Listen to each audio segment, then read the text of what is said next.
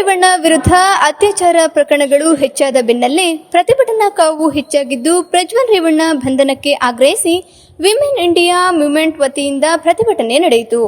ನಗರದ ಹೇಮಾವತಿ ಪ್ರತಿಮೆ ಬಳಿ ಶುಕ್ರವಾರ ರಾತ್ರಿ ನಡೆದ ಪ್ರತಿಭಟನೆಯಲ್ಲಿ ನೂರಾರು ಸಂಖ್ಯೆಯ ಕಾರ್ಯಕರ್ತರು ಜಮಾಯಿಸಿ ಪ್ರಜ್ವಲ್ ರೇವಣ್ಣ ನಾಪತ್ತೆ ವ್ಯಂಗ್ಯಚಿತ್ರ ಪ್ರದರ್ಶಿಸಿ ಆಕ್ರೋಶ ವ್ಯಕ್ತಪಡಿಸಿದರು. ಪ್ರಜ್ವಲ್ ರೇವಣ್ಣ ವಿರುದ್ಧ ಘೋಷಣೆ ಕೂಗಿ ಆಕ್ರೋಶ ವ್ಯಕ್ತಪಡಿಸಿದ ಕಾರ್ಯಕರ್ತರು ಕೂಡಲೇ ಪ್ರಜ್ವಲ್ ಬಂಧಿಸುವಂತೆ ಆಗ್ರಹಿಸಿದರು. ನಮ್ಮ ರಾಷ್ಟ್ರ ಈ ಸ್ಥಿತಿಗೆ ಬಂದಿದೆ ಅಂತ ಹೇಳೋದಕ್ಕೆ ನಮಗೆ ನಾಚಿಕೆ ಆಗುತ್ತೆ. ನಮ್ಮ ಹಾಸನ ಶಿಲ್ಪಕಲೆಗಳ ತವರೂರು, ಸಾಂಸ್ಕೃತಿಕ ನಗರಿ. ಸಂಸ್ಕೃತಿಗೆ ಮತ್ತೊಂದು ಹೆಸರೇ ಹಾಸನ. ಹಾಸನ ಅಂತ ಅಂದ್ರೆ ಎಲ್ಲ ಜನರ ಮನದಲ್ಲೂ ಒಂದು ಘನತೆ, ಗೌರವ ಮನೆ ಮಾಡಿತ್ತು. ಸಂಸ್ಕೃತಿಗೆ ಎತ್ತಿದ ಕೈ ಹಾಸನ ಅಂತ ಹೇಳ್ತಾ ಇದ್ರು. ಆದರೆ ಈಗಿನ ಪರಿಸ್ಥಿತಿಯಲ್ಲಿ ಹಾಸನದಲ್ಲಿ ಈ ಹಿಂದೆ ನಡೆದಿರ್ತಕ್ಕಂಥ ಹಗರಣ ಇದೆಲ್ಲವನ್ನ ಹುಸಿ ಮಾಡಿದೆ. ನಮ್ಮ ಹಾಸನಕ್ಕೆ ಒಂದು ಮಸಿಯಾಗಿದೆ ಈ ಹಗರಣ. ಅದೇ ಪೆನ್ ಡ್ರೈವ್ ಹಗರಣ. ನಮಗೆಲ್ಲರಿಗೂ ಗೊತ್ತಿರಬೇಕು.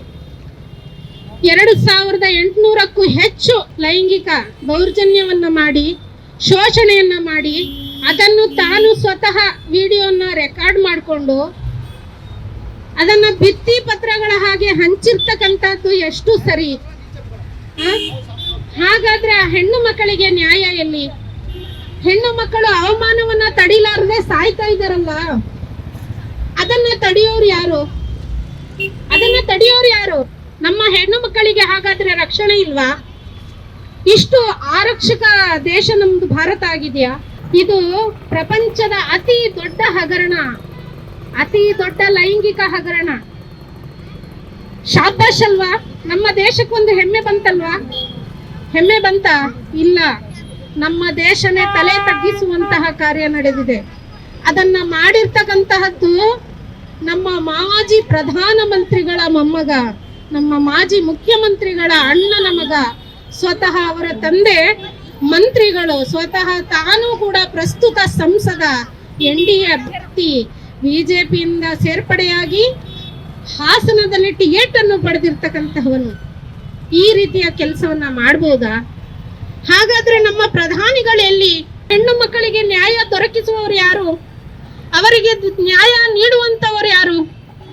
ಹಾಗಾದ್ರೆ ಆ ಹೆಣ್ಣು ಮಕ್ಕಳ ಗತಿ ಏನು? ಆ ಕುಟುಂಬದ ಗತಿ ಏನು? ಇವರು ಹೀಗೆ ಮುಕ್ತಾಯ ಆಗ್ತಾ ಬರ್ಬೇಕಾ? ಒಬ್ಬೊಬ್ಬರಾಗೆ ಸಾಯ್ತಾ ಬರ್ಬೇಕಾ? ಈ ಅವಮಾನಗಳಿಗೆಲ್ಲ ಉತ್ತರ ಎಲ್ಲಿ? ಈ ಅವಮಾನಗಳಿಗೆಲ್ಲ ಕೊನೆ ಎಲ್ಲಿ? ಇದನ್ನ ಕೇಳುವವರು ಯಾರು? ನಮ್ಮ ದೇಶದ ಪ್ರಧಾನಿ ಬೇಟಿ ಬಚಾವ್, ಬೇಟಿ ರಕ್ಷಣೆ ಆಗ್ತಾ ಇದ್ದಾಳ? ಬೇಟಿ ರಕ್ಷಣೆ ಆಗ್ತಾ ಇದ್ದಾಳ? ಬೀದಿಯಲ್ಲಿ ಬೇಟಿಯನ್ನ ಶೋಷಣೆ ಮಾಡಲಾಗ್ತಾ ಇದೆ. ಅದರಲ್ಲೂ ಲೈಂಗಿಕ ಶೋಷಣೆಯನ್ನ ಮಾಡಲಾಗ್ತಾ ಇದೆ. ಮಣಿಪುರದಲ್ಲಿ ಬೆತ್ತಲೆಯಾಗಿ ಮೆರವಣಿಗೆ ಮಾಡಲಾಯಿತು. ಆಗ ನಮ್ಮ ಪ್ರಧಾನಿಯವರು ಬಾಯಿ ಮುಚ್ಕೊಂಡಿದ್ರು. ದೇಶದಲ್ಲಿ ಹಲವಾರು ಹೆಣ್ಣು ಮಕ್ಕಳು ದಿನ ಲೈಂಗಿಕ ಶೋಷಣೆಗೆ ತುತ್ತಾಗ್ತಾ ಇದ್ದಾರೆ. ನಮ್ಮ ಪ್ರಧಾನಿಯವರು ಅದರ ಬಗ್ಗೆ ತುಟಿಕ್ ಪಿಟಕ್ ಅಂತ ಇಲ್ಲ, ಸುಮ್ಮನೆ ಇದ್ದಾರೆ. ಅವರಿಗೆ ಮುಖ್ಯವಾದದ್ದು ರಾಮ ಮಂದಿರ ಬಹಳ ಮುಖ್ಯ. ರಾಮರಾಜ್ಯ ಮಾಡ್ತಾರೆ.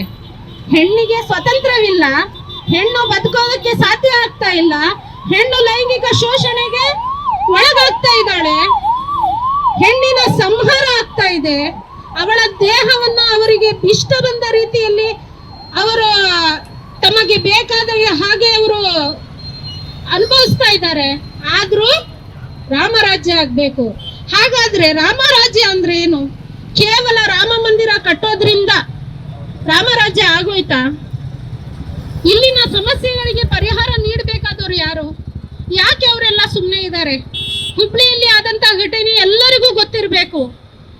ಎಲ್ಲಾ ಮೀಡಿಯಾಗಳಲ್ಲೂ ಬೆಳಗ್ಗೆ ಟಿವಿ ಆನ್ ಮಾಡಿದಾಗಿನಿಂದ ಸತತವಾಗಿ 8 ದಿನಗಳವರೆಗೆ ಫಯಾಜ್ ನೇಹಾ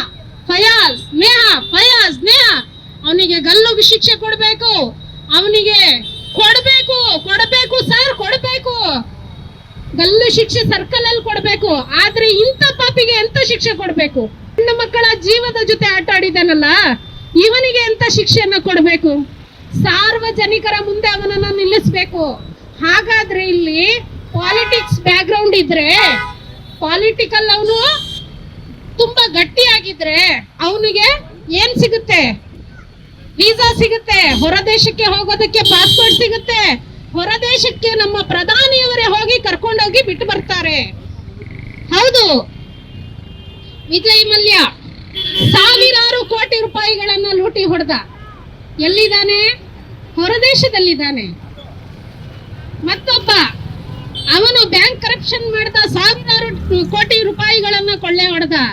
ಒಂದು ಹೊತ್ತಿನಲ್ಲಿ ನನ್ನ ಸಹೋದರ ಅಂತ ಇದ್ರು ಮೋದಿ ಅವರು. ಈಗ ಅವರೆಲ್ಲಿದ್ದಾರೆ ಗೊತ್ತಿಲ್ಲ, ಹೊರದೇಶದಲ್ಲಿದ್ದಾರೆ. ಹೆಣ್ಣು ಮಕ್ಕಳ ಜೊತೆ ಲೈಂಗಿಕ ಕಿರುಕುಳವನ್ನ ನೀಡಿ, ಲೈಂಗಿಕ ಶೋಷಣೆಯನ್ನ ಮಾಡಿ ಅದನ್ನ ಸಾರ್ವಜನಿಕವಾಗಿ ಬಿಟ್ಟಿದ್ದಾನೆ. ಈಗ ಅವನು ಎಲ್ಲಿದ್ದಾನೆ? ಹೊರದೇಶ. ಹೌದು, ಇಲ್ಲಿ ತಪ್ಪು ಮಾಡಿದ್ರೆ ಶಿಕ್ಷೆ ಸಿಗಲ್ಲ, ಹೊರದೇಶಕ್ಕೆ ಟಿಕೆಟ್ ಸಿಗುತ್ತೆ. ಇದು ನಮ್ಮ ಮೋದಿ ಸಾಮ್ರಾಜ್ಯ. ಇದೇ ನಮ್ಮ ಮೋದಿ ಸಾಮ್ರಾಜ್ಯ. ಹೆಣ್ಣು ಮಕ್ಕಳಿಗೆ ರಕ್ಷಣೆ ಇಲ್ಲಿದೆ. ಭಾರತ ದೇಶದಲ್ಲಿ ಹೆಣ್ಣು ಮಕ್ಕಳು ಆರಾಮಾಗಿ ಹೋರಾಡಬಹುದು, ಆರಾಮಾಗಿ ಜೀವನ ಮಾಡಬಹುದು.